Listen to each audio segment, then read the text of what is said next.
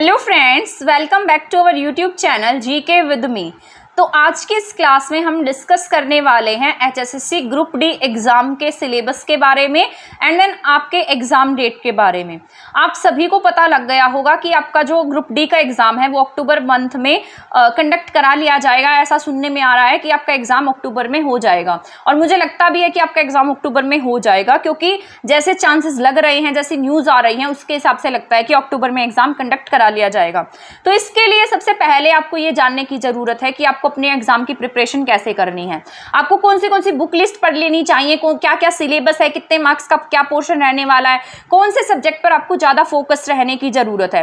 क्योंकि ना जो ये ग्रुप डी का एग्जाम है ये आपका एक ही एग्जाम होने वाला है, इसके बाद मेंस नहीं होगा। इसी में से जिसके हाईएस्ट मार्क्स होंगे उन्हें ही जॉब मिल जाएगी। तो आपके लिए गोल्डन चांस है। जिसका ग्रुप सी में एग्जाम मतलब नेम नहीं आया है उनके लिए बहुत अच्छी बात है, या जो भी स्टूडेंट ऐसे हैं जिन्होंने भी 12th किया है एंड देन वो चाहते हैं ग्रुप डी का एग्जाम देना, तो उनके लिए भी गोल्डन चांस है, क्योंकि 12th करते ही वो जॉब लग जाएंगे अगर वो अच्छे से प्रिपेयर करेंगे तो। बट उससे पहले हमारा सिलेबस को अच्छे से जान लेना जरूरी है। उसमें से आपको मैं ये बताने वाली हूँ कि आपको कौन से सब्जेक्ट पढ़ने हैं, आप सेल्फ स्टडी करके कैसे जो है अच्छे मार्क्स ला सकते हैं। तो अब डिस्कस कर लेते हैं ग्रुप डी के एग्जाम के बारे में। आपको पता होगा आपका सीईटी का जो प्री का एग्जाम था वो भी एनटीए के द्वारा लिया गया था, और ये ग्रुप डी का एग्जाम भी आपका एनटीए ही कंडक्ट कराने जा रही है। मतलब मैं तो बहुत खुश हूं कि एनटीए ये एग्जाम ले रही है, क्योंकि एनटीए जो एग्जाम का पैटर्न बनाती है वो बहुत सही होता है। जैसे पिछली बार तो चलो ये सिलेबस को लेकर थोड़ा डाउट हो गया था कि कितने मार्क्स का क्या रहने वाला है, वो हमें 4 या 5 डेज पहले ही पता लगा था। लेकिन इस बार इन्होंने पहले से सिलेबस दे दिया है कि किस में से क्या पोर्शन रहने वाला है। क्योंकि अगर ये एचएसएससी कंडक्ट कराती तब तो फिर भी हम सोच सकते थे क्या पता ये इसमें से पूछेगी या नहीं पूछेगी, क्या पता कौन से क्वेश्चन उठाकर दे देगी। बट अब एनटीए एग्जाम ले रहा है तो आप ये सोचकर चलिए कि जो सिलेबस दिया गया है इसी में से आपके क्वेश्चन पूछे जाने के चांसेस ज़्यादा हैं। ठीक है, तो मैं आपको बता देती हूँ आपके इसमें 100 क्वेश्चन रहने वाले हैं और 95 मार्क्स का आपका पेपर रहने वाला है। 0.95 मार्क्स का आपका एक क्वेश्चन रहेगा। साथ साथ इसमें कोई भी किसी भी तरीके की नेगेटिव मार्किंग नहीं है, तो आप बिल्कुल बेफिक्र होकर इस एग्जाम की तैयारी कर सकते हैं। क्योंकि नेगेटिव मार्किंग होती है तो हमारे माइंड में एक थोड़ा स्ट्रेस बन जाता है। सबसे पहले हम डिस्कस करते हैं जीके के बारे में। यहाँ पर जीके जो है वो 15 मार्क्स की आने वाली है, 15 नंबर की जीके रहेगी। तो इस 15 नंबर की जीके में क्या क्या आएगा, जैसे आपके पॉलिटी है, पॉलिटी के साथ साथ आपकी हिस्ट्री है, इकोनॉमिक्स है, ज्योग्राफी है, करंट अफेयर्स है। ये सारा का सारा पोर्शन जो है वो आपके 15 मार्क्स में कवर हो जाएगा। इसी पोर्शन में ही आपके सारे सब्जेक्ट इंक्लूड है। इसमें जैसे हिस्ट्री में आपके जैसे मॉडर्न हिस्ट्री है उसको अच्छे से करना, क्योंकि अब एग्जाम का पैटर्न ऐसा बनता जा रहा है कि मॉडर्न हिस्ट्री में से ज़्यादा क्वेश्चन पूछे जाते हैं। साथ साथ एंशिएंट हिस्ट्री पढ़ना, मेडिवल पढ़ने की ज़रूरत नहीं है। एंशिएंट में आप पढ़ सकते हैं, जैसे बौद्ध धर्म है, जैन धर्म है, इसके साथ साथ जैसे गुप्त पीरियड है, मौर्य काल है, ये सारा का सारा अच्छे से आपको पढ़ना है। ठीक है, इसके साथ जैसे पॉलिटी है, पॉलिटी में आपको सुप्रीम कोर्ट, हाई कोर्ट, इसके साथ साथ जैसे भारत में जो संविधान बना था वो सारा का सारा डिटेल से पढ़ना है। ठीक है, संविधान किस तरीके से बना, संविधान कॉन्स्टिट्यूशन से रिलेटेड हर बात पढ़नी है। आर्टिकल्स अच्छे से पढ़ने हैं, क्योंकि आर्टिकल्स में से क्वेश्चन आते हैं। इसके साथ साथ जैसे शेड्यूल्स हैं, अनुसूचियां हैं, भाग हैं, ये सारे बहुत अच्छे से करने हैं। जितने भी आयोग है वो सभी अच्छे से पढ़ लेने हैं। ये सारे मैंने अपने चैनल पर करा रखे हैं, हिस्ट्री, पॉलिटी, ये दोनों का एक फोल्डर मिल जाएगा आपको चंडीगढ़ पीआरटी सोशल साइंस के नाम से। उसमें आपके जितने भी मैंने सेक्शन कराए हुए हैं, जितना भी पोर्शन मैंने हिस्ट्री एंड पॉलिटी का करा रखा है वो सारा आपके ग्रुप डी में भी काम आने वाला है। क्योंकि हिस्ट्री वही रहती है, पॉलिटी वही रहती है, इकोनॉमिक्स वही रहती है, ज्योग्राफी वही रहती है।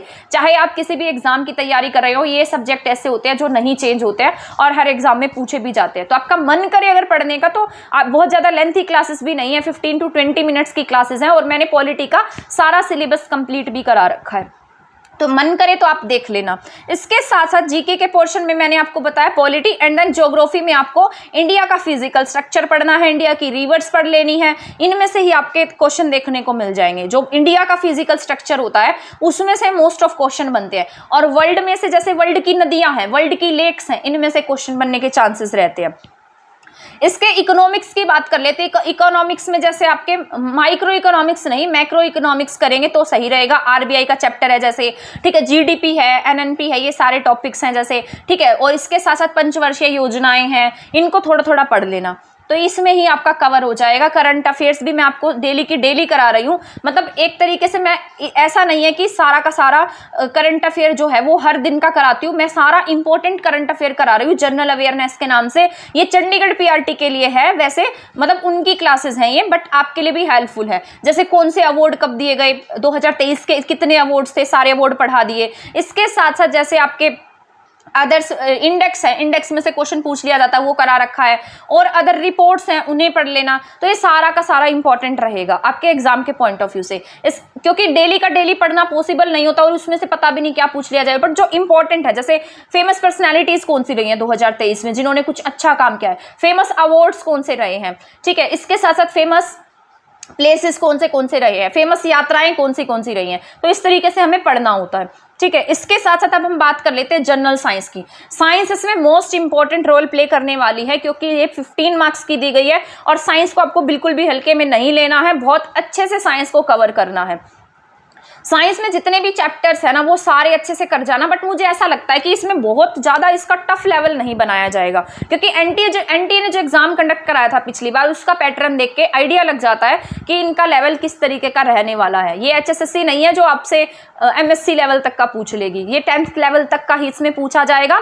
और इसमें जैसे आपके जो ल्यूसेंट में जो टॉपिक्स दिए गए हैं वो भी अगर आप पढ़ लेते हैं तो भी 15 में से आप आराम से 10 मार्क्स तो आराम से ला सकते हैं।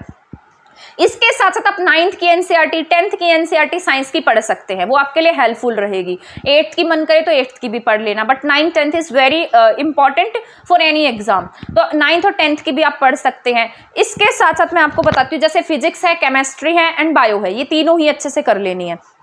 तो जीके एंड जीएस की बात हो जाती है, 30 मार्क्स का सिलेबस यहाँ पर आपका कवर हो जाता है। अब बात करते हैं रीजनिंग की। रीजनिंग बहुत टफ नहीं आती है, बहुत इजी आती है। पिछली बार भी बहुत आसान रीजनिंग थी। अगर मान लो किसी ने 1-2 बार भी की होगी ना, वो मान लो कोई न्यू कमर स्टूडेंट है जिसने 1-2 बार किया, वो भी आसानी से उसको कर देगा। इस टाइप की रीजनिंग पूछी गई थी।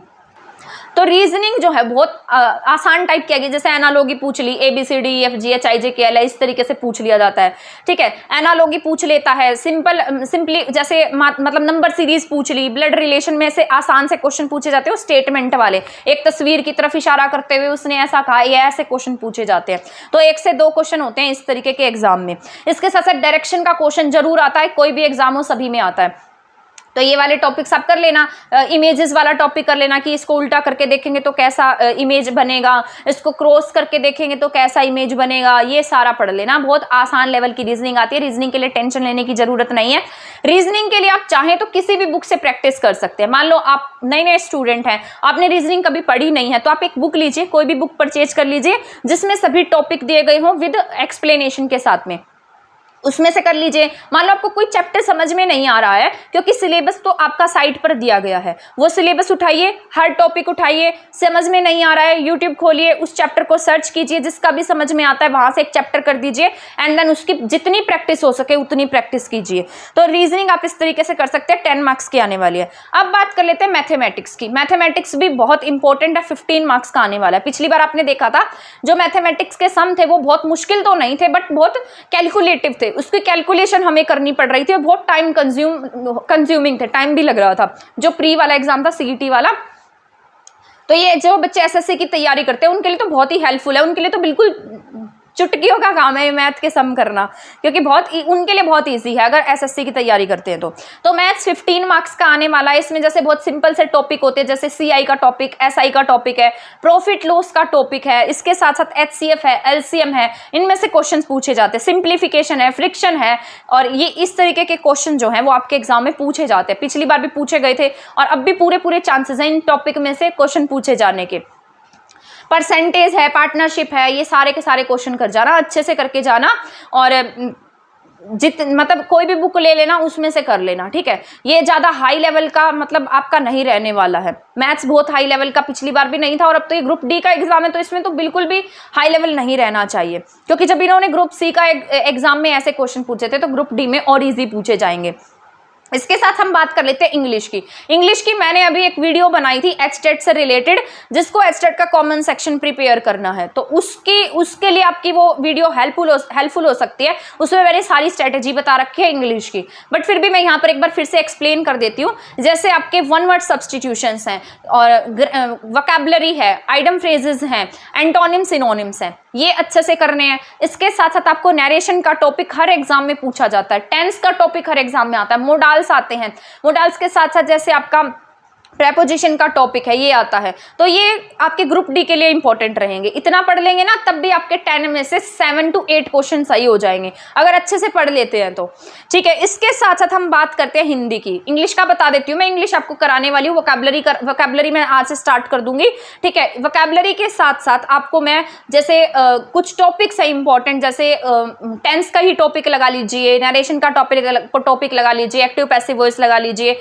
ठीक है। ये टॉपिक्स भी कराने वाली हो, तो ये आपके ग्रुप डी के लिए भी हेल्पफुल रहेंगे, चाहे कोई भी एग्जाम दे रहे हो सभी के लिए इंग्लिश सेम रहती है। इसके बाद हम हिंदी की बात कर लेते हैं। हिंदी भी बहुत ऐसा नहीं है कि बहुत महाभारत पूछी गई हो, बहुत आसान हिंदी थी, ये भी नहीं था कि लिटरेचर में से उठाकर क्वेश्चन दे दिए गए हो। तो आपकी हिंदी जो है ना वो बहुत आसान थी। जैसे संज्ञा है, सवर्नाम है, संज्ञा का टॉपिक है, संधि का टॉपिक है, संधि में से हर बार आते हैं क्वेश्चन, अलंकार में से हर बार आते हैं, ठीक है। इसके साथ साथ जैसे विशेषण का टॉपिक लगा लीजिए, उसमें से भी पूछ सकता है आपसे।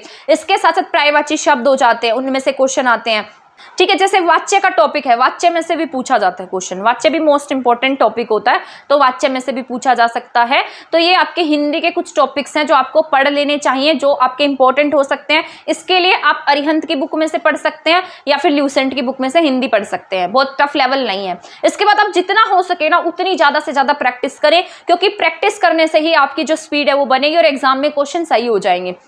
अगर यहाँ पर आप बहुत ज़्यादा मॉक टेस्ट दे देते हैं, बहुत ज़्यादा पेपर दे देते हैं, तो बाद में आप आसानी से उसे सॉल्व कर सकते हैं। इसके बाद हम बात कर लेते हैं अब हमारे हरियाणा जीके की, जो मोस्ट फेवरेट सब्जेक्ट रहता है सभी बच्चों का, और 25 मार्क्स की 25 क्वेश्चन आने वाले हैं हरियाणा जीके के।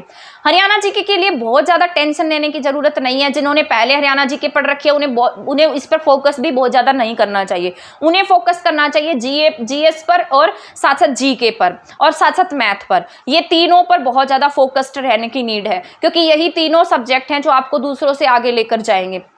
हरियाणा जी के सभी ने पढ़ रखी है, और आपने पिछले पेपर के जो पैटर्न देखे होंगे उसमें आपको पता लग गया होगा कि जो ये पेपर है ना ये प्रीवियस ईयर पर बेस्ड बनाए जा रहे हैं। जितने भी प्रीवियस ईयर आपको हरियाणा जीके के मिलते हैं, आप उतने ही ज्यादा से ज्यादा प्रीवियस ईयर करने की कोशिश कीजिए। अगर आप प्रीवियस ईयर कर लेंगे ना तो 25 में से ये लगाकर चलिए 20 तक के क्वेश्चन आपके ठीक हो जाएंगे, क्योंकि 5 क्वेश्चन हम करंट अफेयर के लगा लेते हैं। जैसे पहले पूछे गए थे करंट अफेयर के, इकोनॉमिक सर्वे में से पूछा गया था, जैसे वो डाटा वाले क्वेश्चन पूछ लिए गए थे। तो कुछ क्वेश्चन ऐसे होते हैं जो हमें नहीं आते तो समझो किसी को भी नहीं आते, ऐसे क्वेश्चन एग्जाम में जरूर आते हैं, उनकी टेंशन लेने की जरूरत नहीं होती। तो हरियाणा जीके के लिए आप ऐसा करना, कोई भी एक मैराथन देख लेना जिसने बिल्कुल भी हरियाणा जीके नहीं पढ़ी है, जिसने पढ़ी है, या कोई भी बुक ले लेना, किसी भी टीचर की बुक ले लेना, सभी बुक अच्छी होती है, उनमें से पढ़ लेना, ठीक है। अगर आप यूट्यूब से देखने का मन करे तो पूरी हरियाणा जीके यूट्यूब से देख लेना, ठीक है। मेरे चैनल से देखने का मन करे तो मैंने करा रखी है, एग्जाम फैक्ट पर करा रखी है, तो वहां से देख सकते हैं। मेरे चैनल पूरी हिस्ट्री करवा रखी है हरियाणा जीके की, वहां से देख सकते हैं। बट आप प्रीवियस ईयर करेंगे तो ज्यादा बेनिफिट रहेगा आपको। तो यही स्ट्रेटेजी मैंने आपके साथ में शेयर करनी थी। ये हरियाणा जीके के बारे में मैंने बता दिया। ये पूरा टोटल आपका 100 क्वेश्चन का जो स्ट्रेटेजी है वो हो जाती है, साथ साथ ये आपके 95 मार्क्स का रहने वाला है। इसी में से आपकी कट ऑफ बनेगी, और मुझे लगता है कट ऑफ इसमें अब की बार वो तो एग्जाम पर ही डिपेंड करता है कि कितनी कट ऑफ रहेगी। अभी तो हम क्या कह सकते हैं, एग्जाम को देखकर ही हम डिसाइड कर सकते हैं कि क्या कट ऑफ रहने वाली है। बट अगर आप इसको अच्छे से प्रिपेयर कर लेते हैं, यहाँ पर पहले अच्छे से तैयारी कर लेते हैं, तो आप सीधा जॉब लग जाएंगे। इसके बाद आपको कोई भी और अदर एग्जाम देने की नीड नहीं है। जैसे प्री के बाद मेंस होगा, ये होगा, वो होगा, क्वालिफाई होगा, नहीं होगा, ये सारे के सारे पचड़े इसमें नहीं है। तो ये आपके लिए गोल्डन चांस है, जो भी एग्जाम सीईटी ग्रुप सी का मेंस नहीं दे पाया उसके लिए आपके साथ में शेयर की है। आई होप आपको ये स्ट्रेटेजी अच्छी लगी होगी, समझ में आई होगी। जो टॉपिक मैंने आपको बताए हैं वो आपके लिए हेल्पफुल रहे होंगे, और अगर आप जितने भी टॉपिक्स मैंने बताए हैं आपको, वो सारे आपके लिए हेल्पफुल हैं। आप इन्हें कर लीजिएगा, कहीं से भी कर सकते हैं, जहां से भी आपका मन करता है, जहां से भी आपको समझ में आता है, ठीक है। तो अब मिलेंगे हम नेक्स्ट वीडियो में नेक्स्ट टॉपिक के साथ, नेक्स्ट स्ट्रेटेजी के साथ। तब तक आप अपनी तैयारी करते रहें और हमारे चैनल के साथ जुड़े रहे। अगर आपने हमारा चैनल सब्सक्राइब नहीं किया तो प्लीज इसे सब्सक्राइब कर दीजिए और वीडियो को शेयर नहीं किया तो प्लीज़ इसे शेयर भी कर दीजिए। मिलेंगे नेक्स्ट क्लास में। थैंक यू, धन्यवाद।